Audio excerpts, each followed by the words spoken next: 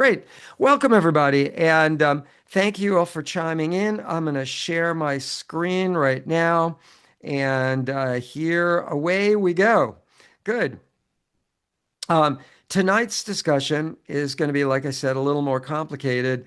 We're talking about the evils of carbohydrate and resources for fuel. Essentially, I want to start by saying something maybe a little controversial, and that's that marathoning is not necessarily about just pushing to the end and blood and guts, and it's 90% mental, and it's just pushing yourself through the tough times. And yeah, I mean, it's not an easy thing to finish a marathon. If it was, who would care?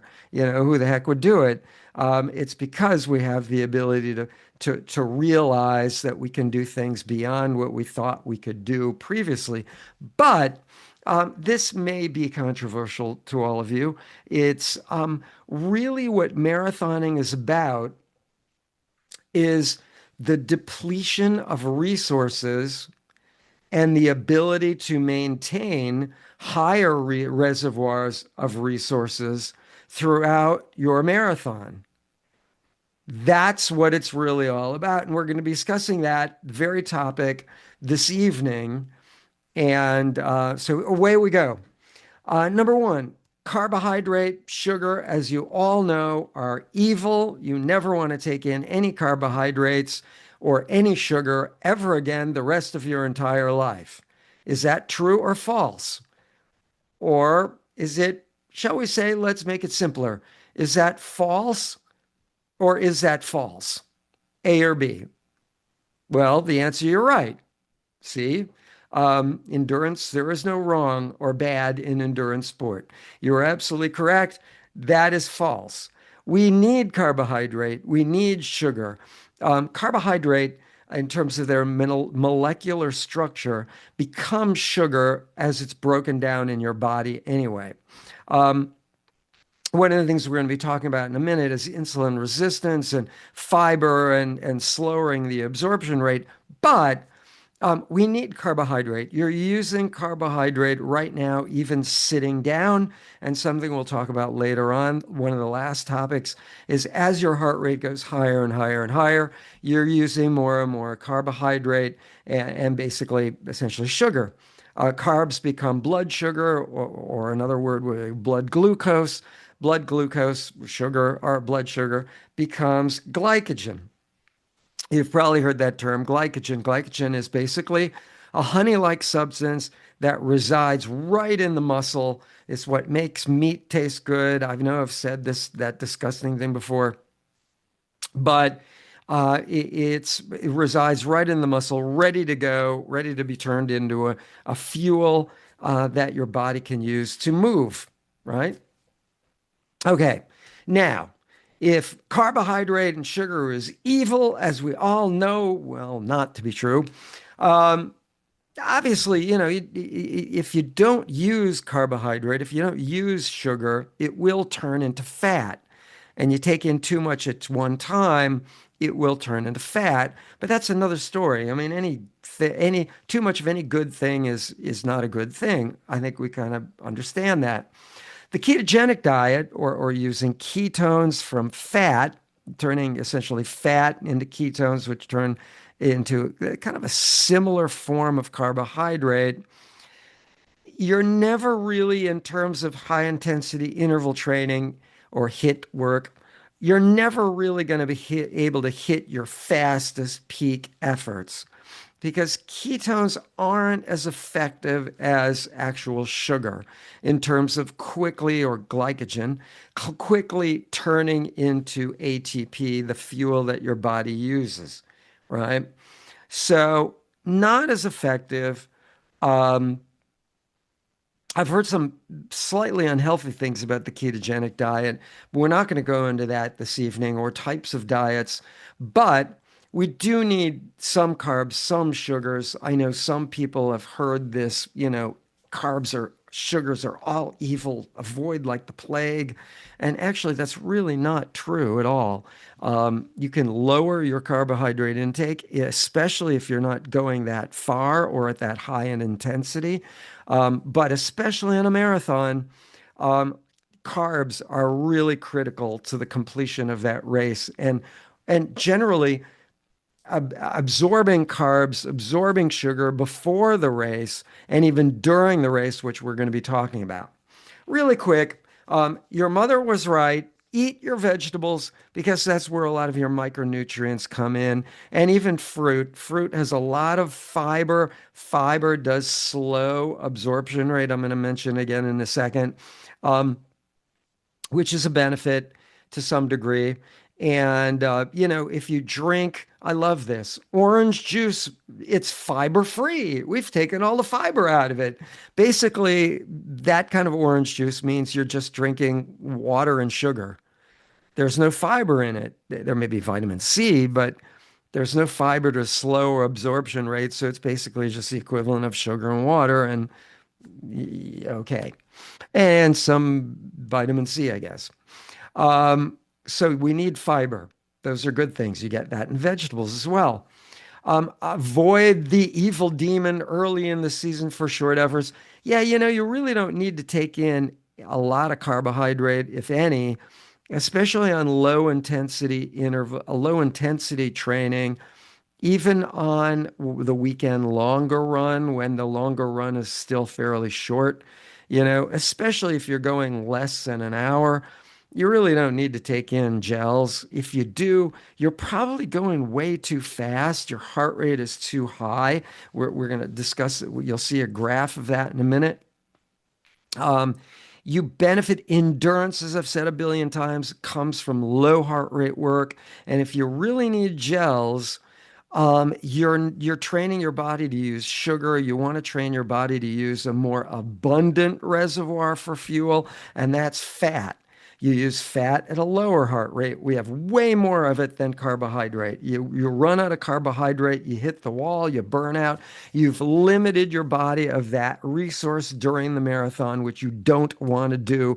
And that's going to be the essential ingredient of my talk about the LA Marathon course and the first 6 miles of hills where you get going up those hills at too high a heart rate, you deplete your carbs, and you're heading yourself to hitting the wall and burning out. And you don't want to do that. So you want to go up those hills early on and not deplete those carbohydrates, not deplete that sugar too early in the race. You want to get to the finish line. I've always said if you can put your foot on the finish line or right over the finish line, that's where you hit the wall. That's where you've depleted carbohydrate levels to a point where you just can't continue at your normal rate of efficiency. Perfect. You've run your perfect race. Not too fast, not too slow. You've done it all. That's the perfect race. But again, it's about depleting resources. And in this case, carbohydrate is a resource for fuel. Lower your heart rate, you tap into a more abundant reservoir of fat. That's where you want to be. So, okay, you don't really need gels early in the season for the shorter efforts because you want to be using fat to build endurance, the ability to go farther. Insulin resistance, as we get older, um, our insulin resistance it decreases. Actually, young kids can eat like a truckload of carbohydrate and sugar and candy, and yeah, we all get to a point where we can only eat, pardon me, so much in the form of carbohydrate before we just get sick. We remember when you were a kid at Halloween and you were just downing all of those, little, sugary bars, Snickers and what were they, Musketeers and all those crazy bars. And suddenly you got to a point where it was like a box of cookies or whatever it was. You just had too many grams of carbohydrate and your body just cannot absorb it fast enough. And then what happens is you spike your prostate generates insulin insulin removes all that excess sugar, turns it into fat right away. So you've just flooded your body with carbohydrate and sugar, and then your body has just removed all that sugar because you're feeling nauseous because it's too much, and then your body just energy wise just crashes because you have no more insulin. It's just removed all that sugar. You have no more sugar left, right? Because it's too much all at once, and insulin gets created by your pancreas and gets rid of it, turns it into fat. So you can only take in so much. We're going to discuss that in a minute. The next slide, in fact. Um, but that's where fiber comes in. You can slow your carbohydrate uptake so it won't spike your insulin levels quite as much. But there is only so much carbohydrate that you can take in at one time. And as I say, as you get older, that becomes a little less and a little less because you have greater insulin, you have less, excuse me, insulin resistance or resistance to um, too much carbohydrate. At any rate, what to eat during a workout? Well, even during a marathon, it's more about you have enough fat at low heart rate to get you through probably multiple marathons at low heart rate, right? But you don't have enough carbohydrate to get yourself through long, long, long durations, similar to what we're going to be doing this Saturday or Sunday, and similar to what we're going to be doing 2 weeks from now. We will have gels on our training route. We don't have the new precision gels yet. That's going to be, I'll talk about that in a minute. Um, but we will be giving out another gel that we had from last year, and they're all, they're not out of date. They're all current. But at least we'll have some carbohydrates out there. We'll have bananas for afterward. But yeah, you do want to take in carbs during especially longer and longer efforts. Um, there is sort of a shrinking window where, you got to understand your heart rate when it's a little higher, even though it's still low, and I'll show you some variances of heart rate later in a different slide.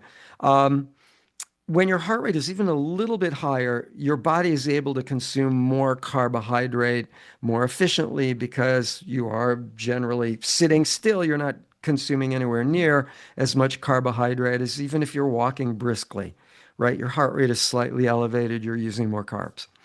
Um, so after you finish, there is this kind of shrinking window where your heart, when you finish a longer effort, there is this sort of shrinking window where you can take in more carbohydrate. Your body will continue to absorb more carbohydrate than it would than like an hour after you stop.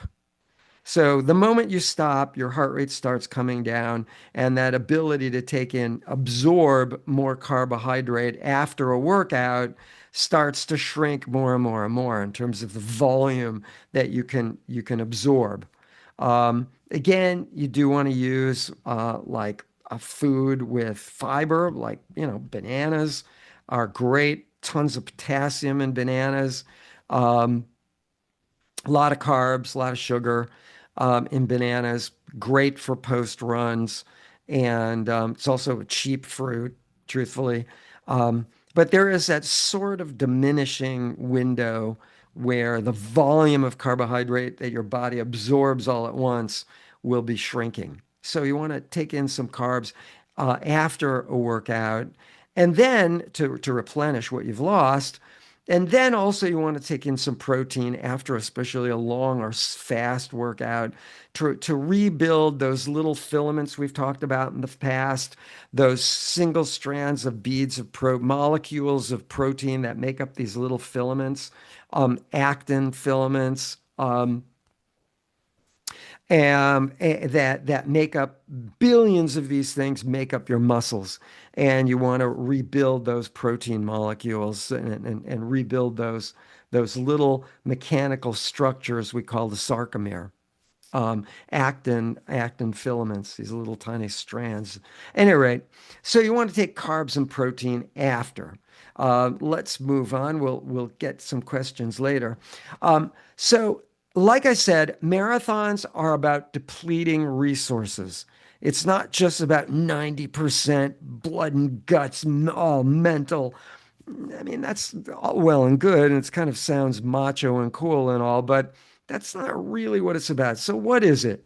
What are some real more exacting kinds of things you want to take in? We talked about carbohydrate, but what numbers do you want to look at? What do you want to calculate for you before a marathon so that during the marathon you can take in and replenish carbohydrate while you're going? Before we jump into that, there are a couple things that I forgot to mention very briefly. You also, other resources that you don't want to deplete too much are water, right? You deplete hydration, water, which you get from sports drinks, any kind of liquid, you're diminishing your blood volume. If you're diminishing your blood volume, your heart has to increase excuse me, the amounts of beats per minute to get the same amount of red blood cells with oxygen in it to the muscles and the same amount of waste product out of the muscles, you know, with less blood. Blood in part is made up of hydration. If you're less hydrated, and there are all sorts of other places like muscle function, your muscles are surrounded by these sheaths that hold liquid. So that hydration has a great importance to several different things, but also if your heart rate is going to be increased because you have less blood volume, then basically your heart rate is higher, meaning if your heart rate is higher, you're going to be using more carbs. Remember? And using more carbs is that limited reservoir, and you're coming closer and closer to hitting the wall just because you're dehydrated. So you want to take in hydration. Now, here's another thing that people tell you is don't drink too much because you're going to be depleting sodium, which is another minerals, like I said, sodium, magnesium, potassium, calcium, all electrolytes. Um, and those are all important for neurological function, right? Sodium itself is also beneficial to helping your body absorb hydration. So all of these things kind of work hand in hand. And when you're depleted in any one of them, suddenly you're going to be running into troubles with others. So if you're dehydrated, suddenly you're using more carbohydrates because your heart is pounding higher heart rate. If you're losing sodium because your sweat rate is so high, you're sweating out sodium, which means also you're becoming more and more dehydrated because sweat is liquid, right? You're not going to be able to absorb as much liquid. It'll just sit in your stomach. You might even be getting nauseous just because you're low in sodium and the water is just sitting in your stomach and your stomach wants to just get rid of it, right? This is kind of disgusting, but you may have seen somebody throw up water at the finish line. They are sodium depleted. That's what's going on. They're not absorbing that hydration. And at the finish line, they just stop and out it comes. All right, enough of that. So there are other elements that you really want to replenish during the race. And we have water or electrolyte at every water table, which is really good. And we have gels.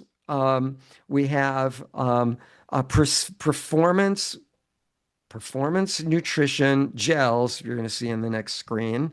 There they are. Precision gels at miles 18 and 22 of the marathon. And eventually, hopefully, we'll get a ton of that stuff, and we'll let you guys test the waters. I'm going to be talking about that next, those gels next. But don't be afraid of taking in too much water. make sure, especially on a hot day, you're taking in enough sodium, right? They say don't drink too much water. Crazy. Just make sure, yes, hydration, drinking water will flush minerals into your urine, out of your system, out of your usable bodily system into your urine, right? Where it becomes kind of waste product. Um, but fear not, you can take in sodium. I mean, what meal have you ever eaten that wasn't somewhat salty, that didn't have sodium in it? You know, think like pretzels. Yes. I mean, you know, electrolytes have sodium, some sodium in it. Um, don't worry more about being dehydrated and taking in sodium. That's another discussion. But replenish all these things. Not Don't worry about taking in too much hydration. That you don't want to be dehydrated. That's really a bad thing. At any rate, so we're talking really today more about carbs than all those other things, which we'll talk about in another day. But so the average person, you know, can only take in about 65 grams of carbohydrate, 66 per hour, right? Remember, like I said earlier, when you were a kid and you ate a box of cookies and you just felt nauseous and your energy eventually just dropped because you spike your insulin levels and it gets rid of all the sugar and all that. Well, you want to take in as close to as much as you can for throughout the race, which for most of us, and I'm not talking really about petite women who may, or petite guys who might take in less than this, but even then, or I shouldn't say that, who might only be able to take in less than this and stomach less than this, what I'm about to tell you. Um, but everyone wants to take in about as much as you can. To that point, you don't want to start getting nauseous. If you start getting nauseous, skip a gel or don't take in more carbohydrate. Let it go for a minute. Be careful you're not becoming sodium depleted and it's just water sitting in your stomach, and that's what's getting you nauseous. There are different reasons for getting nauseous, but try and get in about 50. Remember, I said 60, 66 grams would be a peak where you'd start getting nauseous above that. So try and get like 50, 60 grams in per hour, you know? If you can test the waters, and unfortunately, we just don't have enough gels. I can't fit enough gels in my car even to give out all the gels needed for, like 2 gels an hour or 3 gels an hour for everybody. I mean, it'd just be way too much for throughout the whole long run. Um, but see if you can't, like in 1 hour, test the waters and take in like as many as you can and see how you do. Bring a couple of gels of your own, which you can fit in your pocket or whatever. Pardon me. The other thing is also test the waters with where am I going to put all these gels? Yeah, LA Marathon is going to give you two, but what you always want to have a B, like a, background, a backup plan, a B plan, plan B, where you're running along or you're going really quick and you miss that gel and you miss another, they'll have a couple people out there handing out gels from a box, but if you miss that gel and then the next one and the next one, suddenly you didn't get the gel at mile 18. Well, now what the heck? Your plan just for mile 18 just went out the window. Yeah, you may be able to get one at mile 22. I've been there. I've missed them. Um, Obviously walkers would have an easier time of it, but figure out where you're going to keep all of this stuff. Try and run or run walk or walk while taking in a gel. You know, what does it do to your ability to swallow?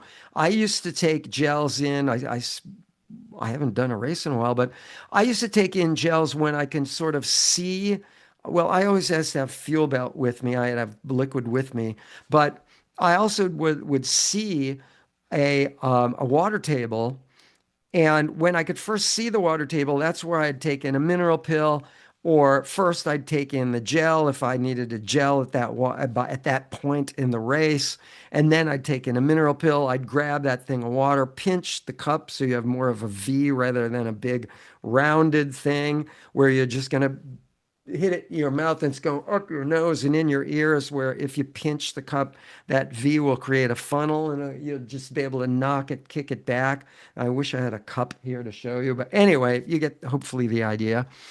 Just pinch the cup so you have a little V and it creates a funnel. Anyway, so yeah, you may want to take in that gel before there's a little liquid so you can wash it down, or a mineral pill so you can right before the water tables you can wash it down. That's what I always used to do. Um, so try and increase and test those carbs as you go before the marathon as best you can. Like I said, early season, you don't really you want to really focus on low heart rate and fat and building endurance, not so much carbs. Now things are changing, things are a little different. Now we're no longer in what was called prep phase or pre-prep phase and prep phase. We are now solidly, we just did the Rose Bowl half marathon. We are in race mode. We are in comp phase, comp for competition. We are in comp phase, with just a few weeks left. What is it? 5.5 weeks left for the LA before the LA Marathon. I think I got that right. So now is the time to really start doing a little more marathon race pace. Next week, it will be at, by the way, next week, Dodger Stadium. We're going to run the first 6 miles of the LA Marathon next Saturday. Then we'll be in Balboa Park Sunday with all our pace leaders, hopefully. But Saturday, I invite everybody to do the first 6 miles of the LA Marathon from the starting line, the official starting line at Dodger Stadium next Saturday. That's another story. All of it, all of those 6 miles until we hit sunset the second time, after really over 10K of the race. It's not just 6 miles, but about 10K, a little over. Um, all of that is going to be race pace. Understand we're going to be stopping at like every side street because they're all traffic lights, waiting for the red light to change because we don't want to get hit by a car. So there will be that. There's a lot of stopping and starting you won't have on the marathon. Obviously, all the streets are closed. We runners on LA Marathon Day, we own the streets. If a car comes on the street, they are arrested, their car impounded, they are sent to jail. It's real serious stuff. There are barricades blocks away from the marathon. You just can't drive into the marathon. It's impossible. Police all over the place guarding us. And that's a wonderful thing. LAPD is great out there. They're there to protect us, and it's a good thing. Um, so, 50, 60 grams of carbohydrate per hour at best. Like I said, if you're a real petite person, it may be less than that. There were people last year who won, and I don't have my statistics in front of me, I don't think. Let's see if I do. No, I don't. Anyway, yes, I do. Here you go. Here, guy named Caleb Olson won Western States about a year ago. He beat everyone, and that was considered outrageous. He was able to take in 80 to 100 grams of carbohydrate per hour, right? 50, 60 is 66, maybe normal, the normal person max. Trained himself to do 80 to 100 grams of carbohydrate per hour. Now, this is on Western States, it's a 100-mile race. Got it? So even there, it's more important. But the more carbs really, really helped this guy win. He was not considered the person who was going to win.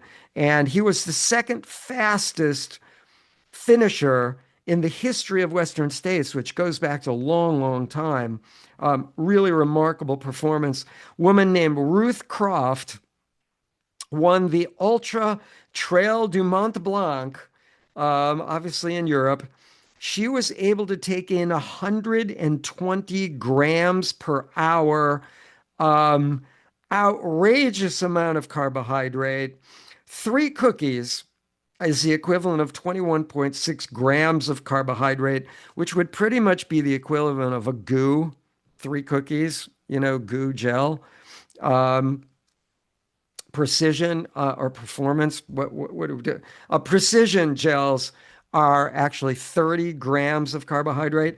Oreo cookies, a box of Oreo cookies is 233 grams of cookies. If you ever ate a box of cookies, which is 233 grams, now you know why you got sick, because you can only absorb what, 60 grams, and you're eating 233 if you just consume the whole box as a kid. Keep in mind, insulin resistance is better for children than adults. Regardless, now you know why you were feeling nauseous as a kid. Regardless, okay, so the average person, figure maybe around 150 pounds, whatever, man, woman, who cares? A 150-pound person consumes about 100 calories per hour. The same average size person can only absorb, we're talking, dinner, breakfast, whatever, about 2,000 calories. So if you're consuming on a marathon 100 calories per hour, and you can only hold in 2,000 calories. Excuse me, that's wrong. It's 100 calories per mile, not per hour. That's actually wrong. I typed that in wrong. I'm sorry. If you can only consume 100 calories per mile and you have 2,000 calories, what mile would you pretty much run out of calories at? That'd be mile 20. What mile do people complain they hit the wall at? Which really is more about carbohydrate depletion, not just calories, but all right, we're talking calories here. It's like mile 20, 21. So that means you really, unless you want to start using things like protein and things that are going to really slow you down, like ketones, um, but protein is really going to slow you down. Ketones, not as much from fat. You really need to take in carbohydrate during a marathon or more calories of some kind, pretty much carbohydrate. You need to take in, or you can't just do a marathon without really slowing way, way down because of depleted resources. That's the point of this lecture. Depleting resources and refueling yourself as you go along. Um, you know, for food, for gels or whatever, there are people that just can't do gels, goo, um, Cliff gels, all of those, they just can't do them. They have severe stomach distress, abdominal distress. They have severe diarrhea. Maybe like 5% of the population is my guess. It's my guess. I've not heard the statistic. 5% of the population that do a marathon, and I've talked to people, they can't really eat that much. But it's a matter of trial and error. They can find some food like a piece of toast with peanut butter on it in the morning, and then maybe like orange slices or some kind of like baby food or something with fiber in it that they can consume. And a lot of people just can't do gels. Certain gels give them a stomach ache. It's not the bad diarrhea and all severe abdominal distress. It's they can eat a good breakfast. It's just certain gels they can't do. There are way more of people like that. Um, there's always trial and error. And like I said, I find I get more energy out of baby food, which is really just mulched fruit, fiber and all. Like applesauce is a great example of baby food and mulched fruit. Applesauce, mulched apples, right? Apple baby food, you can get it at any grocery store with the little packets with the plastic knob on top. Just go, and now they do actually make it for adults, and it's different names I don't even remember. But you can get that same little packet with the plastic knob on top, and they're designed for adults. And basically, it's the same thing as baby food. It's just fruit, mulch fruit, berries, apples, oranges, whatever. Try and get more calories, more carbs in that little packet. I don't want to say avoid vegetables. And hang on, I'll get to your questions in a moment. But baby food with vegetables in it don't have as much calories as baby food with or gels with fruit. So try and get as much calories in those little, packets as you can. At any rate, Morton gels and like UCAN gels are made more with starch as a form of sugar rather than maltodextrin, which is more of a processed sugar. But like I said, those for some people can be more readily absorbed without stomach distress because they're made with starches rather than, like I said, processed sugars. It all boils down to sugars. It's just what goes through the stomach. Some can do it one more comfortably than the other. It's a matter of trial and error. Um, there is a big move, especially in colleges and pro athletes.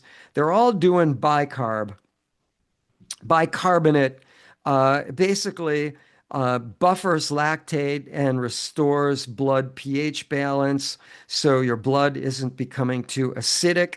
The more and more you run, you're generating lactic acid, which is a hydrogen ion, and lactate ion. Lactate gets recycled into a resource for fuel that you can use again, including glycogen. So your body actually does recycle waste, lactate, but that hydrogen ion bonds with other ions and creates acids. That's what hydrogen does. So your blood can become more acid levels, higher acid levels, and bicarb can restore blood pH balance back to a more neutral level because it's more alkaline. Alkaline and acid, you together come to like middle ground. That's sort of where you want to be. At any rate, um, so a lot of people are looking at bicarbonate to that's what it's all about. If you, in case you've ever read anything about bicarb and everybody's doing it now, and we got to do bicarb and yeah, okay. Lactate is theorized to slow you down because it creates fatigue. Because as the body is going farther and farther and farther, it's one way they theorize that the body itself will slow you down so you don't do too much. And if you can buffer that lactate, in other words, get rid of it, you will reduce fatigue. It's questionable. There's some science, not it's not quite perfect. Yeah, they're still studying it. There are a lot of college students, pro athletes use bicarbonate.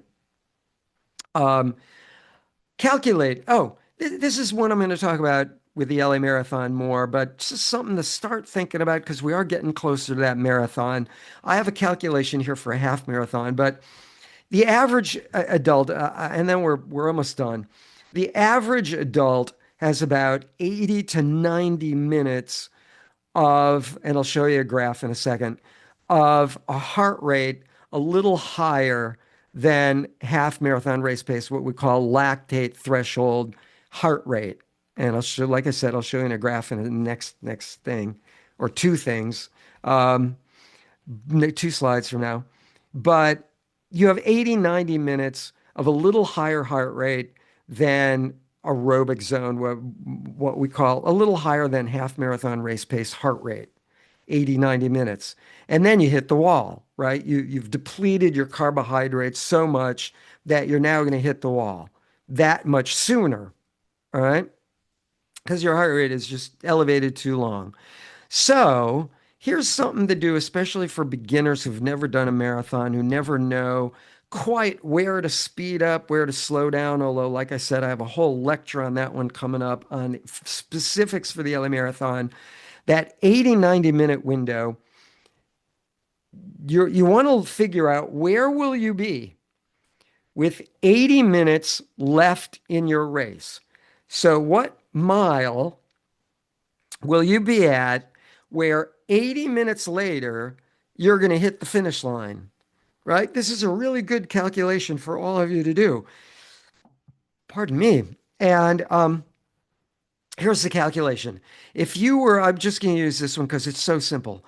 If you were a 10-minute per mile athlete, generally a runner, although I've known walkers that can do 10-minute per mile pace, they're really fast walkers.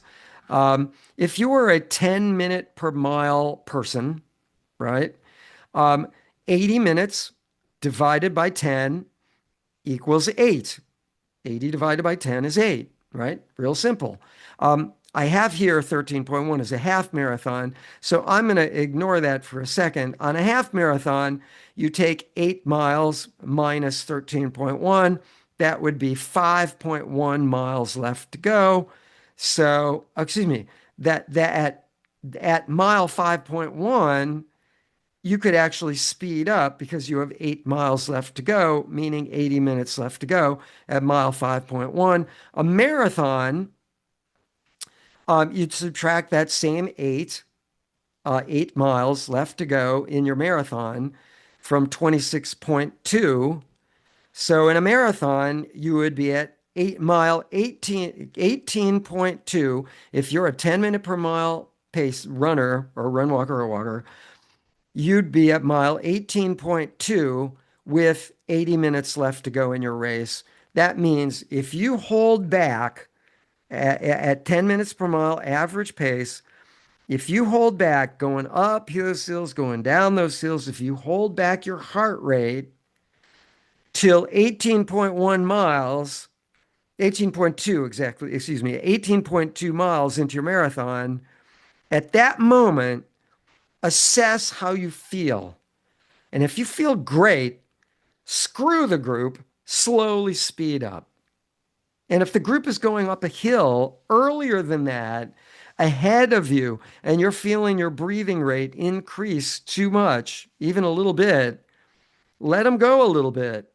You can catch up on the downhill somewhat. But if your breathing rate is indicative of your heart rate, and I cannot emphasize this enough, everyone is different going up and down those hills. And those are big, big ticket items in the first 6 miles of the LA Marathon. Hills. That's why we do hills. Not to push ourselves and beat ourselves up, but to get used to, oh, how am I breathing on this hill going up it versus going down it? Because your breathing rate is indicative of your heart rate. And remember, the higher your heart rate goes, the more carbohydrate you're using. You don't want to deplete that carbohydrate too early. Remember that? That's the key why we do hills. Because we don't want to get to a point where breathing too hard, we're depleting, where heart rate's too high, we're depleting that carbohydrate level too much. So do that calculation on your own. What is your pace groups, pace per mile, divided into 80, and that'll give you the miles left to go. Where before that, you're kind of in the red zone. Be careful with your heart rate, your breathing rate. And after that, if you're feeling great, you got it. You're going to have a PR, a personal record. You're going to be the fastest marathon you're ever going to have in your, so far in your life. At that point, with that ability level in your life, do more volume, your ability level increases, generally speaking. Do too much too soon, you're overtraining, and then your ability level actually will decrease So you don't want to do too much too soon. That's a whole other lecture we won't discuss now. Now, precision gels. This is the newly, and I mean recently, contracted gel. We're thankful to have them. There is one great benefit that you're looking at this gel and you're reading it. It's right in your face, and they really advertise it. That is way better than goo or Cliff Shots or those gels. Both of them are about 22, 23 grams of carbohydrate. Bam, right in your face. 30, and this is my first point, my first discussion point. I'm moving my head there. There you go. Um, Contains 30 grams of carbohydrate per serving. So if you do nothing more but water at every water table, although I do recommend electrolyte, and I'll tell you why in a minute. If you do nothing more than water at every water table and not electrolyte, again, I'm going to explain why you want electrolyte. That's another story. And you do 2 gels an hour, you've just consumed 60 grams of carbohydrate. You're pretty much almost at your max for the normal person, unless you're one of those people that has really trained their body. You eat tons of, I'm not recommending this at all. You eat tons of cookies and cakes and candy all day long. You'll probably be able to consume more than 66 grams of carbohydrate during the course of a marathon. I don't recommend doing that, but okay. Anyway, um, here's the problem with hang on, you guys, with the raised question hands. Hang on, I'll get to questions in just a minute. Um, Here's the problem. The next line item. Precision gels, and I'll tell you why they do. There's a reason they do this.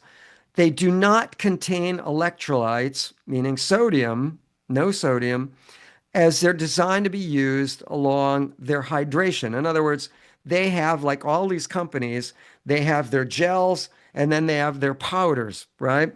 And their powders mix with water and you carry them. And, those things you can put in a bike bottle if you're racing triathlon and drinking out of a bike bottle. You get your electrolytes with the drink and not with the gels. The gels are really about sugar. Well, it's great because it's tons of sugar, and that's what you need and want, more so than the limited volume that you get with goo and Cliff Shots and all of those, right?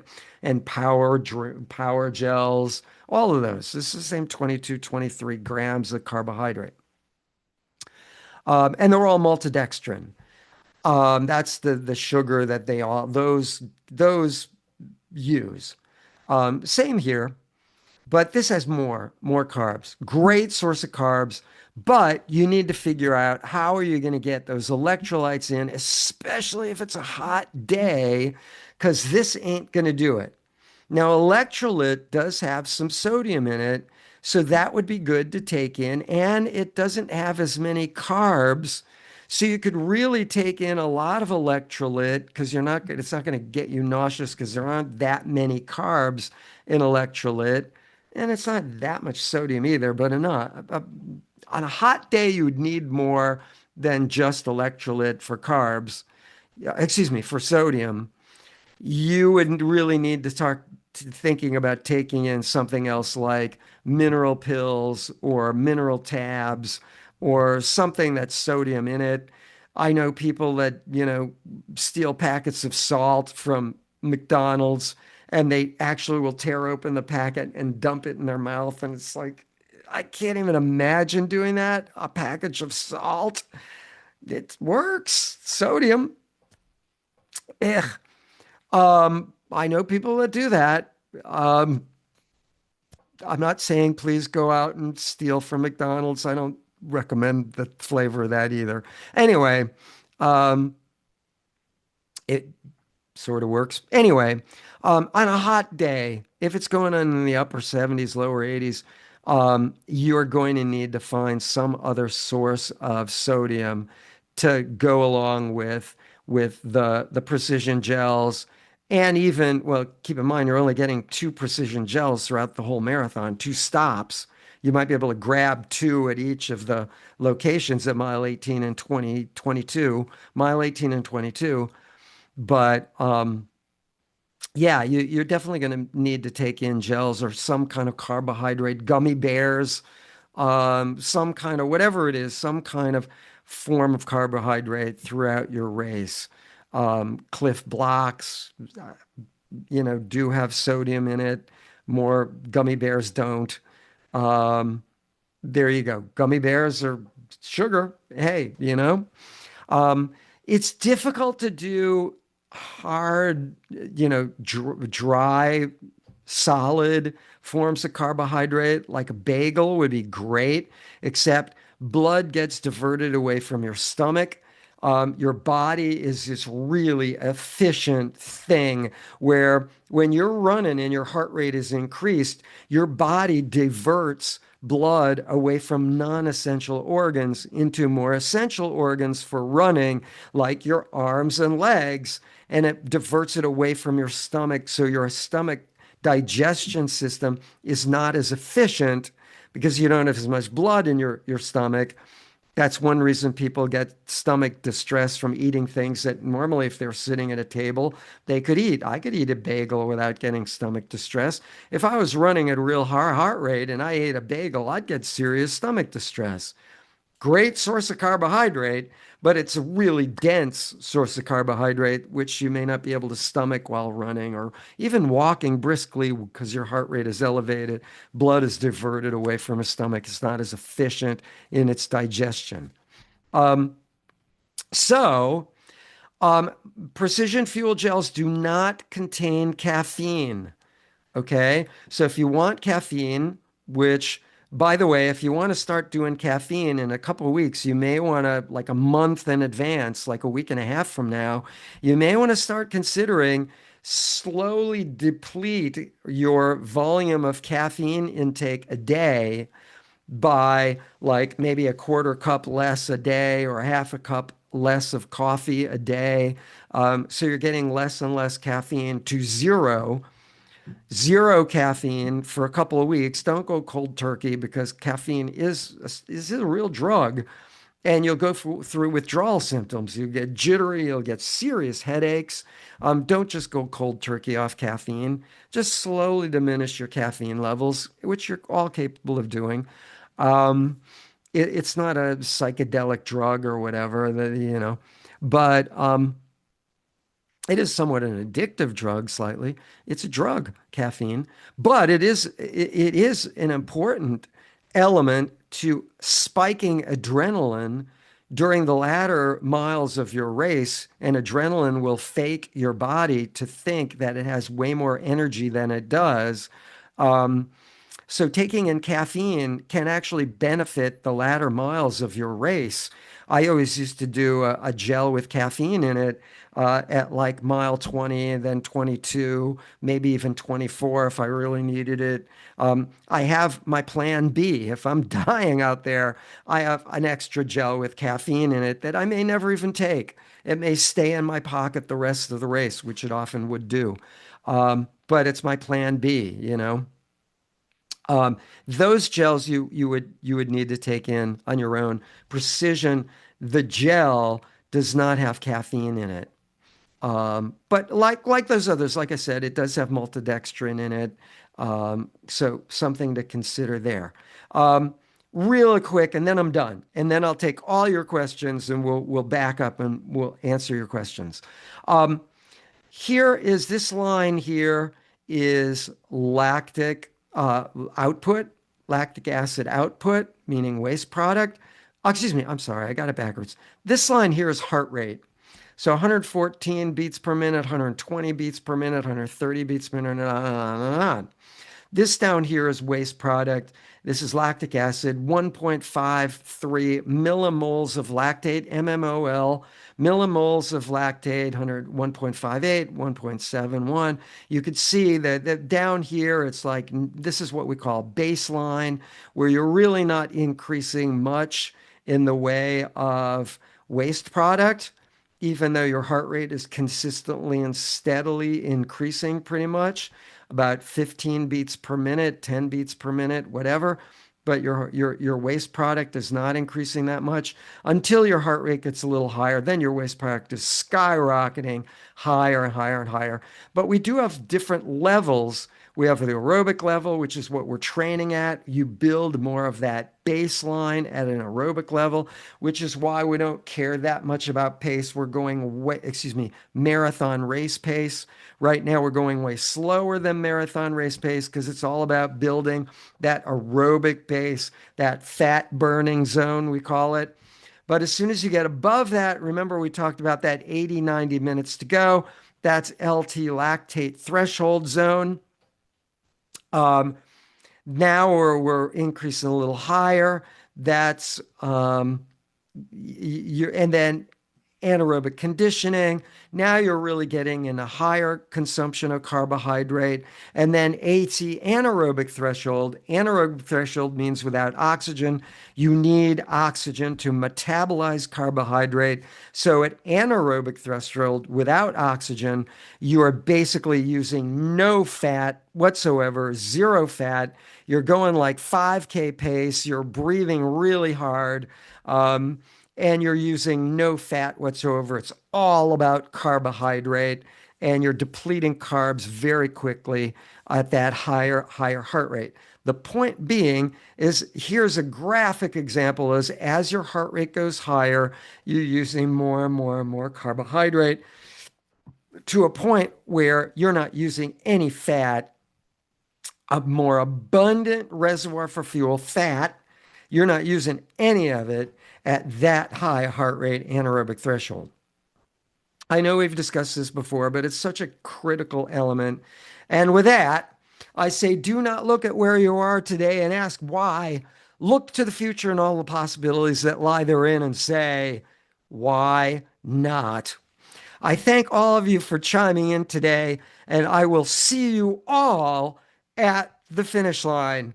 And with that, I want to open the floor to any and all questions. And you are still being recorded, so let me go to our chat first. We have a bunch of people in the chat. Here we go. Good. Now, let's see. Here we go. Jose says, hello, everyone. All right. Hi, Jose. Nice to meet you. I'm fairly new also. I've done a few runs with LERR since January 1st. I'm hoping to make Santa Monica this weekend. I'll be in group 6, 420 marathon race pace. Thank you for sharing that, Michael. Group 6 would be that 420 marathon race pace. I think Jose at 10:30 would need, what would that be, like group 7? I think I was right. That would be about group 7, which would be like a 4:30, something like that. Anyway, there we go. Oh, Jose, I like the thumbs up. Good. Tamara says, I think 10:30 pace is the 4:35 group. Well, actually, I think we don't really have a 4:30 group, 4:35 group, and we don't exactly have a 10:30 pace group. It's somewhere around there. We have but it would more be the 4:30 or the 4:40 group, probably the 4:30 group. At what mile do we start to take the gel? Don't wait until you're depleting gels. Start to, honestly, I would take, here's the deal. It takes 3 days to fully digest a meal, right? 3 days.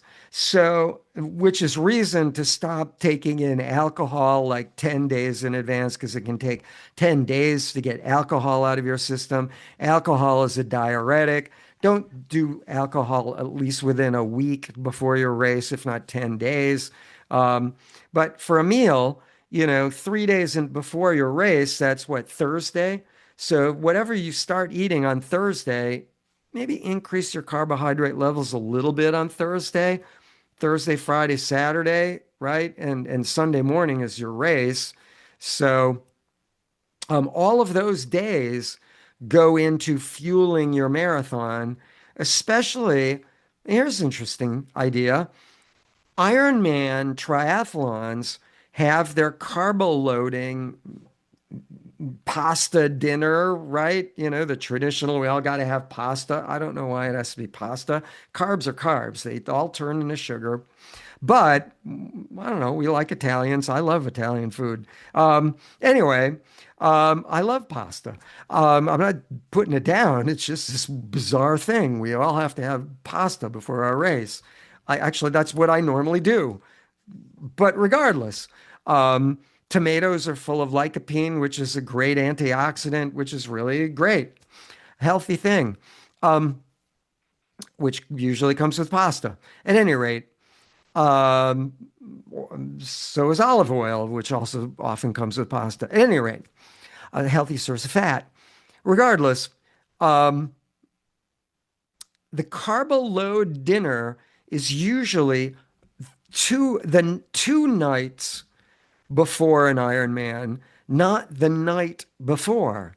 So they're starting to really get a lot of carbs 2 nights before the marathon for an Ironman race, not just the night before, because the night before you don't want to get in too much. Because then you wake up in the morning, you know, you've eaten a ton of food and you wake up early in the morning and you're all bloated and gassy and you feel like you just want to roll out of bed onto the floor. You don't want that. You don't want to start a marathon feeling bloated and whatever. Um, you know, chances are by the time you got to the marathon, you'd be okay. But then you're now depleting your ability to eat breakfast, you know. So yeah, it's not just what you do the night before or the breakfast of, it's all of that in terms of carbohydrate intake. Same with gels. You know, I would take in a gel. You asked a question, I'm making a very complicated answer. I would take in a gel when they sing the national anthem before the race begins, kind of to top off my carbohydrate levels, right? This gets crazy. I would have a ritual of eating something that no one would ever want to do. I'll tell you what it is in a minute. But no, you're all going to go, oh my God, what the hell's wrong with him? Me. Um, I would eat something about an hour and a half before the race. I would immediately, as soon as I'd done eating, I would get online to the bathroom like an hour and a half before, hour 15 before the race, whatever. Um, go through the bathroom line, which could take 20 something minutes. Although, generally speaking, we're going to be in Dodger Stadium. Lines go by much quicker because we have more bathrooms and fewer people. You know, you don't have a 20, 30-minute line to get into the bathroom. You can just go down the hall the other way and find another bathroom. Regardless, I eat this thing an hour and a half before, then right when like a minute before the race starts. You don't want to take in a lot of high glycemic carbohydrate. Maltodextrin, a gel, is high glycemic carbohydrate. It spikes your insulin, causes your body to crash a little. You don't want to do that too far in advance of a race. Yes, you want to take in carbs with fiber for breakfast, you know, things like, I'm sorry, but things that have no fiber, like pancakes and waffles, you know, limited basis. Um, things like fruit, great. Cereal with fiber in it, great. Um, you know, see what you can do, see what your body is accustomed to, and try that out before your long run. And that's how you're going to feel before for breakfast before a marathon. It's the same, you know. Test the waters tomorrow morning for breakfast. See how you feel before your long run. But I would do a gel before, during the national anthem, before the race begins. And then I'd have a small bottle of water. I'd ask people to throw what's left of my little plastic bottle of water to the side of the corral, get it out of everybody's way so no one's going to be slipping on my little bottle of water. Um, and that's where I would begin the race. I would take it before the marathon begins. Uh, and then I would continue that every, like, depending on how much carbohydrate you're going to take in, your first hour, you want to take in that much carbohydrate. Maybe it would be like 3 cups of electrolyte at water tables, depending on how fast you're going, how many water tables you're going to hit per hour. Those are individual calculations that you and only you can do because everybody's different. Everyone has different speeds. Ask your pace leader how many water tables are you going to hit per hour at your pace? Well, 10 minutes per hour, that's 6 water tables, right? So if you hit every other water table at 10 minutes per hour pace, you're going to hit three. That's 3 times you could take in every other water table electrolyte. And that might be enough with one precision gel per hour. But maybe you'd need to take in more than one goo per hour, maybe 4 electrolytes per hour, so 2 water tables and then skip every other water table. Figure it out in advance of your race. But that's how I would start to do gels. I mean, calculate carbohydrate from moment one or even before you start, right? Because even just standing there, you're using carbs. Um, should we use salt tabs? If so, when? Well, on a warmer day, definitely you need to take in some form of sodium. The warmer the day, the more you sweat, the more sodium you're going to need, but everyone has different sweat rates. You may see some people who are really efficient at cooling their body because they've done a lot of marathons over many years, and man, when they sweat and it's 80 degrees outside, they're just dripping. You've seen these people, and they are very efficient at cooling their body, but they need more hydration, they need to take in more liquid, they need to take in more sodium because they're sweating it out to cool their body off, right? The heat is a whole other discussion. So sweat rate, sodium rate intake rate is a very unique thing to the individual. I know one athlete, one of our current sort of pace leaders who needs about 2,000 milligrams of sodium per hour. That is really rare. He is very fast. Last year, he won nationals in his age group in the half marathon with a 2 hour and 21-minute half marathon. And he sweats just dripping. It's like someone standing in a shower without the shower coming down on him, you know. That is a really, really high sweat rate and sodium depletion rate that he has. Um, there are products that have more sodium in them that you could kind of carry. Element has a lot of sodium in it. It's a powder. You could put it in a bottle, little fuel belts or whatever, and take that with you. I'm not recommending that anyone carry bottles of stuff. I could never do Gatorade back in the day. It made me sick. And it does have maltodextrin in it. I can do maltodextrin, but for some reason, whatever it is about Gatorade, I can't drink it. So I would have powder in little 7-ounce fuel belt bottles that I would carry. But I just had the powder. I didn't put water in it. As I progressed, I'd fill it with water, one bottle. And as I ran, it would shake up because I was running. Um, that's what I did. Find your own method of getting in sodium and carbs. It will be especially important on a warmer day. Mel, that's right! Exclamation point. We own the streets! Exclamation point. We are LA Roadrunners. I like that. Race day. Mel, you know it. We do. We own the streets of Los Angeles. Um, oh, Christina recommends nerd clusters. I have never heard of nerd clusters. To try. If Christina likes it, absolutely well worth trying. As I said, everybody is different. Everybody's stomach is different. Um, like I said, I knew this woman that had severe, long time ago, had severe stomach distress, had severe diarrhea, anything she took in for breakfast. She finally found that she could have half of a thing of toast with some butter on it.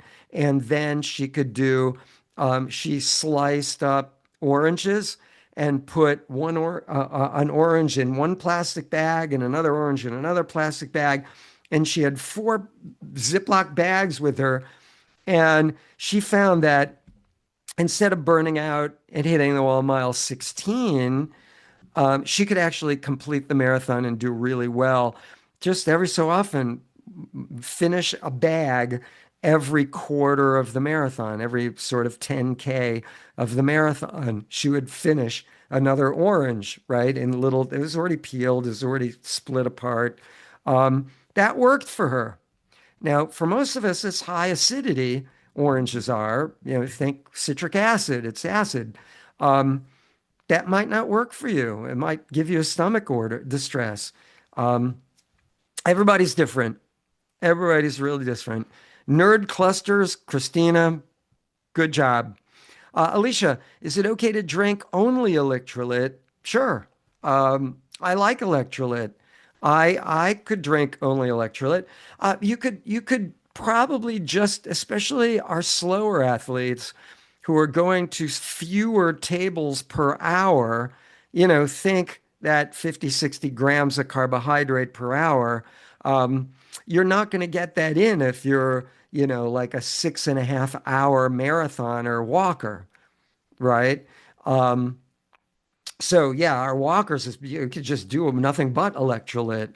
You may actually need electrolyte and water, and you're welcome to do that. Um, our slowest walkers, our 8 hour walkers, we absolutely recommend you guys carry hydration with you because the course does start shutting down. And an 8 hour walker or slower, you may get to water tables that are now suddenly kind of depleted. But we're talking our slower walkers. Um, Brian Johnson, how many bathroom stops are typical along the route? How often? Honest to God, I've never counted them. There is a map online, and there are bathrooms, porta potties along the course. I do confess, I mean, you always need a plan B. You never know what you're going to run into. Um, I do confess there was one year downtown, like at mile, I want to say it's like mile 2.5 or something, where somebody forgot to open the bathroom porta potties. And they were really just, those little plastic strip ties that you put on things. You tighten them and they can't open again, right? You know? Um, and no one knew to just break the darn plastic ties by just yanking the door open. So I do confess, one year we did have a lot of reports. My God, the bathrooms aren't open at mile 2.5. All the row of porta potties are closed. They're all, no, just yank the darn door and break the plastic little thing. But, you never know. I mean, things happen. I'm not sure how many bathroom stops there are. Um, I have seen people go behind a building, and I'm not going to discuss that. Anyway, um, Tamara, I have a question about fat adoption, pardon me, versus fueling. During our training runs, I don't fuel until after 10 miles. Okay. Now that we are doing 18 miles, I start fueling right away. Good. Okay. Makes sense. Because, up to 10 miles, you're forcing your body to use more fat and training your body to use more fat as a resource for fuel. All good. And now you're starting fueling right away to get used to it. What is going to work? What won't work for the volume of fueling you're going to need for a marathon? All good. I'm not clear on how to fat adapt. Well, you've kind of already done that. Um, oh, Mel, and I had to laugh. Mel wrote something. Anyway, um, You've kind of, to some degree, already done that, and you're still doing that. The miles that we do at low heart rate, you're using way more fat than we are. You're still at low heart rate because you're slow. So we are using more fat as a resource for fuel, and that is training your body to adapt to using more fat as a resource for fuel. Specifically, I've discussed this in the past lectures, whether you missed them or not, doesn't matter.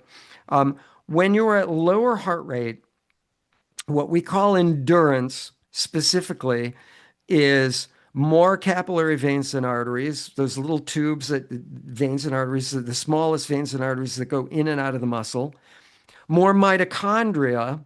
Mitochondria are little factories inside. They're so tiny.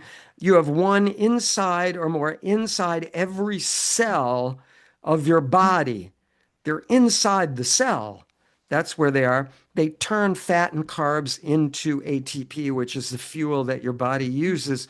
There's something called the Krebs cycle, which we won't discuss because it's just boring and complicated. Not to say that what I'm talking about isn't already and boring enough, but um, you get more of those and they expand bigger, meaning you can turn fat and carbs into fuel more efficiently at low heart rate, right?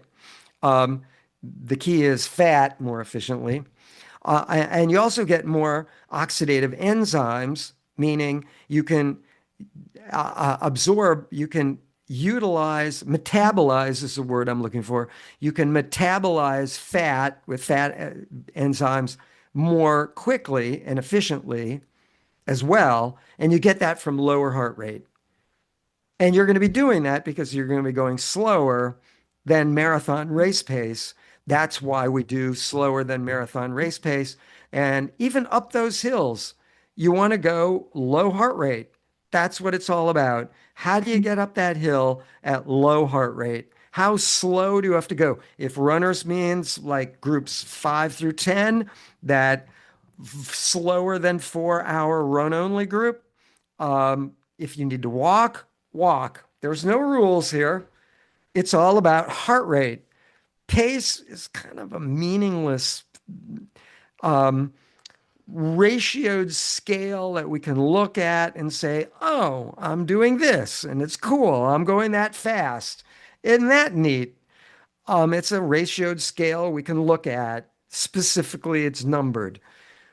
Is it really important to what we do? Heart rate's more important. I could argue power output, which most of us do not take with us on our, we don't have power meters on our watches. Um, Power, I would argue, is even more important. And looking at the power output going up that hill, you want to keep them the steady. I would argue for a marathon, you would pretty much want a steady power output throughout the entire race. But that means faster and slower because going up a hill, your power output at the same rate is going to spike way up there. And that's what you don't want. It's going to spike your heart rate and it's going to spike your consumption of carbohydrate. So you're going to be depleting that reservoir for fuel, and you don't want that. So cyclists, by the way, use power output more than anything. Um, that's a whole other world because they all have power meters on their bikes. They're looking at it right on their little bike, computers, right? Power output. So, okay. I think we've covered that. So yeah, you're definitely going to be adapting your body to fat just from any kind of low heart rate you're doing. Um, um, so Mel says, here it comes, eat the burrito, exclamation point. Remember I said there was the resource for fuel that I did about an hour and a half before a marathon? Yep, I did. It was I always chose something that was very low, not greasy at all. Um, Mostly like bean and rice. I avoid cheese. I don't do dairy very well. So I chose my burrito very well. But yep, About an hour and a half before a marathon, I'd have my little bag. I'd go in there, I'd pull out a burrito to the shock and dismay of all those around me, to every year I got this, the quote, "You're not going to eat that, are you?" Every year. And yep, burrito. Anyway, I'm not recommending it. I hear you. I hear people cringing. I know. I get it. Everybody's different. That's the point. That's what I did. Um, David, how is the fructose in precision fuel better than high fructose corn syrup and everything else? Um, well, fructose is fructose, and high fructose corn syrup is really just a lot of fructose, um, which can be good and bad in the form of marathoning. It can get in your system very quickly. You know, if you're going to eat like, I don't know, what is high fructose corn syrup? They don't have it in a lot of things as much as they used to. But I remember those little like candy corns for Halloween were like all high fructose corn syrup. I'm sure they probably still are. Um, that would really spike your your sugar levels. But if you're getting depleted and you were really running low and you really quick needed a shot of sugar in your system because you were hitting the wall and you were low on carbohydrate, high fructose corn syrup could be the thing to do because it would get in your system quickly and you'd just absorb it right away because your body is just suffering, for more sugar because you're hitting the wall, you're running low on it. Um, so, yeah, high fructose corn syrup could be good in that case. Otherwise, yeah, I mean, it would not be something you would want to do just sitting still because it would spike your insulin levels, especially when you're a little older, and it would cause your energy levels to crash. Um, you know, uh, so there you go. It's not that much different from fructose. Fructose is corn syrup is corn syrup, but fructose does come in many, many different forms, including fruit. The difference with fruit is fruit has the fiber, which takes that fructose and slows the absorption rate because of the fiber. So high fructose corn syrup never comes with fiber. It's just candy. Um, so the lack of fiber is going to means your absorption rate is going to be very quick, which can be good and bad depending on where you're at with your volume of carbohydrate. Plan B, eat any damn thing of sugar you can get your hands on when you're really running low. Got the picture? Um, that's like a plan B when you're hitting the wall. Um, Good. Here we go. Christina, so you recommend tell our friends and family that we will be spectators to take us some type of carbs for us to eat. Um, yeah and no. Here's a rule from USA Track and Field. Christina, you're on the right track, but there is this caveat to you get it. I hear you, you get it. Here's the problem.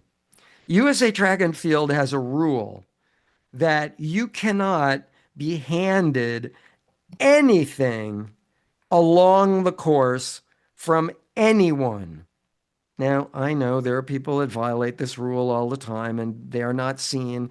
And even if they are seen, if they're not going to win the race, chances are no one's really going to care worth the darn, right? Um, there are people that will hide a bottle of whatever it was that they wanted at a certain mile. They'll drop it off behind a bush somewhere or whatever. That is okay. You can pick something up off the ground. In fact, if someone leaves something on the ground, even though they're standing there, theoretically, you could pick that thing off the ground, but they couldn't realistically hand it to you unless it was an official on the course that was handing you a gel, like Precision Gels, on the course, or electrolyte official on the course, a volunteer at a aid station or gel area where they're handing that stuff out. But friends and family, spectators are not allowed to hand you something.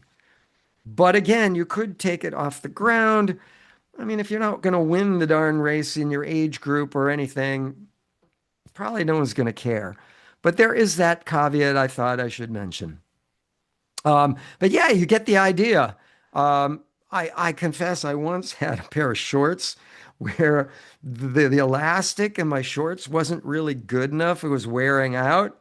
And I had so many gels in the back of my shorts. There were all these little tiny pockets in the back of my shorts. I swear, I was thinking it was like mile 8. My shorts kept starting to fall down. I kept doing this, the whole race. It was an obnoxious thing. I kept trying to retie the drawstring and my pants kept falling down. I mean, it was really just annoying. Anyway, make sure your clothing works with all those gels if you're going to carry a bunch of extra gels. Um, your clothing needs to work. I learned the hard way. I've learned everything the hard way. Your clothing needs to work with all those gels, all that extra weight. It was so annoying. Anyway, my pants never actually fell down, but I was constantly doing this. Anyway, Andrea, this was so helpful for me. My family was volunteering for mile 13 and they had an aid bag I packed for myself. Great idea. Um, Great idea. Iron Man will have aid stations where you pack a bag for yourself halfway on the bike and halfway on the marathon of the Iron Man. You pack your own bag, and there's a place where you pick up that bag, like I said, halfway on the bike, and then another bag station where you pick up your bag with your number on it halfway through the marathon on an Iron Man. And those are lifesavers, man. Yeah, great idea. Um, just have your family leave it on the ground, just in case. I don't know. Um, if you win your age group. Christina, oh, that is smart. I pack it and they carry it for me. Yeah, make them carry the darn thing, but leave it on the ground just in case. Anyway, USA TNF rules. Thank you. I need to leave. Have a great night. Tomorrow, take care. I hope you're still on. Good night, and take care. Andrea, if anyone needs help setting an alarm on Garmin for every 30 to 60 minutes to help you remember when to fuel, I am happy to help. Andrea, thank you so much for that because frankly, I have no clue how to do that. I do not own a Garmin watch. This is Koros, but I haven't owned a Garmin watch. I still have it. I should show it to you someday. It was this big thing. The Garmin 102, the Forerunner 102 was my last Garmin watch. True story. Anyway, Alicia, yes, please. Oh, Alicia, talk to Andrea. There you go. Thank you. Oh, and Alicia, can you see this link? There's an Instagram reel that I assume talks about how to set your watch to your Garmin watch to beep. And all watches have these alarm systems in them. They're all just different in terms of setting them. Gil, great idea, by the way. Set an alarm. And often our pace leaders will say, okay, we're 40 minutes into our run. Good time to take a gel. Or we're another 40 minutes into our run, 20 minutes after the hour, the second hour. Good time to take a gel or whatever it is. Everyone is different, though, in their needs. So, Gil, hey, Gil, one of our pace leaders. Have a great evening, Coach. Need to drop reminder. We will not be there this weekend, I know. See you in 2 weeks. Gil, have a great race at Surf City. I absolutely, we got somebody to take your place. Thank you very much. You and Almi, I think, are both away. And I know Anel is a little beaten up, and we got somebody to take Anel's place. So you guys are good to go. Have a great race. Mel, coach, is low heart rate or, excuse me, coach, is low heart rate for fat burning meant to be hard? No, low heart rate means easy. Easy pace, it means easy. That's low heart rate. Slow pace, oh, I got you. Slow pace seems to be hard to do for some reason, yet I know it's supposed to be done to be able to burn fat efficiently. Your problem is a neurological one. Nothing wrong with your neurology. Don't worry. Um, Mel tends to be a very fast, efficient, sub 3 hour runner. At any rate, um, here's the problem. You half about half the muscles, less than half the muscles, excuse me, less than half the muscles in your body are actually used for movement. So more than half the muscles in your body are dormant. Like 55% of the muscles in your body are dormant. They don't do anything, right? Now, if you start training and you go really, really, really slow, slower than you're accustomed to go, you'll start to engage what we call recruit dormant muscles. So you'll be able to go slower and slower and slower, right? As you go faster than you normally go, faster and faster, faster, you'll start to recruit fast twitch muscle fibers or train faster twitch muscle fibers to go faster. Those muscles that were dormant, right? Both ends of the spectrum of speed. Okay. Um, so the problem you have in going slower is that unless you go slow, it's a catch 22, grant you. Unless you go slower than you normally go, you can't go slower because you haven't recruited those slow twitch muscle fibers to go that slow. So it becomes really awkward and frustrating as hell to go that slow because you don't actively have those slow twitch muscle fibers engaged. They're dormant. Does that make sense?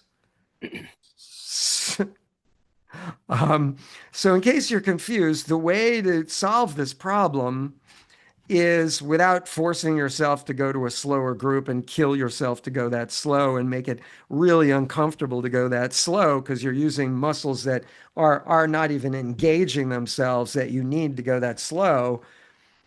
Um, like walk for a few seconds and then slowly speed up. So you begin to engage these slower muscles and then walk for a few seconds and then slowly start to run and speed up and then walk for a few seconds, on and on and on.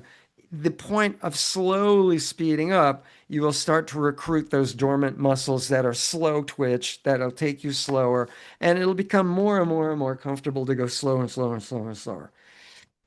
That is probably what's going on. That is quite consistent.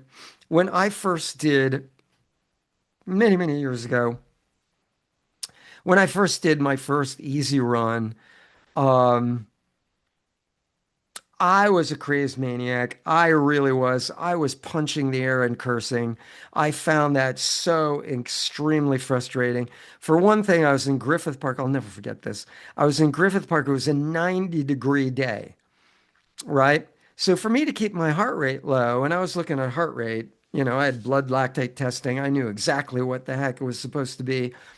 And so automatically my heart rate is already just from walking higher heart rate because it's hotter out. My body is, utilizing blood flow quicker to get liquid to the epidermal layer of your skin, the pores of your skin, to get the heat out of my skin, right? So my heart is already going faster just from walking. So when I start to run and try and maintain easy low heart rate, fat burning aerobic zone, I was already starting at a higher heart rate. I could barely go 100 meters, if even 50 meters, before I would reach the peak, and I had to walk to get my heart rate back down. I was so enraged. I looked like a crazy person, running down this dirt path in Griffith Park. Thank God no one was around me, or they probably had me arrested for being an insane person punching the air and cursing. I hated it. I am not known for punching the air and cursing. So I get it. I know how frustrating that can be. But there you go. I can now run very, very slow. Um, Yeah. Oh, Mel, got it. I'll give it a try. Okay. Jose, just checking. Will you be handing out shoe tags this Saturday? No, you know, ask me Saturday. I think I need one, right? Yeah, no. I mean, they're great. They acknowledge that you're one of us, LA Roadrunners. The shirts are great, the new shirts do that too. But we've never had anyone drop dead or become unconscious where they needed the shoe tag and the information. But you never know. I mean, I always wear a wrist, ID. I wear an ID bracelet quite often. Um, roadid.com is where I got this. Um, it's good to wear, fill it out, especially if you have any drugs that you're allergic to and you're unconscious. What your blood type is good to put inside. These things, you write it on the inside, then you snap it shut and you put it under your laces of your shoe and then snap it over the laces of your shoe to kind of close it. There's a snap on these things. I'll see if I can't get a bunch of them for this weekend. We will be handing them out in Dodger Stadium next weekend. So it's only a week away. So yeah, definitely go to our awning, not this Saturday, Sunday, but the Saturday at Dodger Stadium after this when we're running the first 6 miles of the LA Marathon. We will also be doing 10 miles total, but from marathon race pace in the first 6 miles of the course, really 10K, over 10K. We're going to slow it down for the rest of the miles because it doesn't matter. Um, what the hell? Less risk of injury, less speed, another benefit. Anyway, Mariano, on some of the long distance runs after finishing, I felt dizzy. Okay. Oh, wait. Did I get all that? Um, Yeah. Oh, I do want to get one for the giveaway. Oh, yeah. Okay. Yeah, Jose, we'll get you eventually you'll get a little shoe tag. Anyway, good. Mariano, on some of the long distance runs after finishing, I feel dizzy. Any suggestions? I noticed my blood pressure was low after the run. Dehydration, question mark. Didn't have a problem at the finish of the Rose Bowl half marathon. I'm guessing, Mariano, that you only got dizzy on long runs over 13.1 miles, meaning more time than what you put in on the Rose Bowl. Um, um, Low heart rate, if you're feeling dizzy, my question would be, do you generally genetically have low blood pressure and you would need to take in more food, meaning carbohydrate and whatever, during the race? I do. I have that issue. I have low blood pressure. I need to eat more often. I need more carbs. Um, that could be a reason because your blood pressure is becoming lower. You needed more carbs. Um, uh, and there you go. I noticed my blood pressure was low after the run. So, yeah, you need more carbs. Pretty simple. Now, here's the problem. Um, be careful if you have low blood pressure, you can take in more sodium, which is a great thing. But this is a good point. It reminds me. If you have high blood pressure, be careful of the volume of sodium you take in. You may need to reduce your pace. In other words, reduce your heart rate so you're not sweating as much, so you're not going to deplete sodium levels too much because you can't, if you have high blood pressure genetically, you can't take in too much sodium because sodium will raise your blood pressure. Now, if you're like me or like Mariano, if you have low blood pressure, um, usually because of genetics, um, You can do more sodium, right? Because it raises your blood pressure. Who cares? Your blood pressure is already low. You need, in Mariano's case, after a period of time, you need to raise your blood pressure up, or you're going to start feeling dizzy, lightheaded. You can even black out. I've actually done that. If I go, I've done this 24 hours a day without food. Um, if I do that back in the days when I was nuts and I thought I could just keep going and going, working wise, whatever, makes sense that a marathon would be my sport, because I used to do that.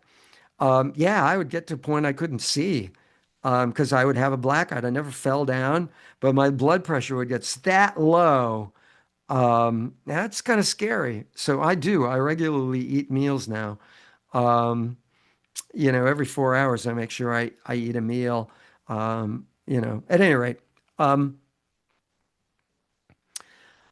yeah. So take in more gels, take in more food, take in more, um, what are those wafer things? Any kind of food that you can take with you. Um, that will increase your blood pressure. Sodium obviously will increase your blood pressure, but you need carbs. If you're getting low blood pressure and low, uh, yeah. That'll help a lot. Hydration is a key, but separate from low blood pressure.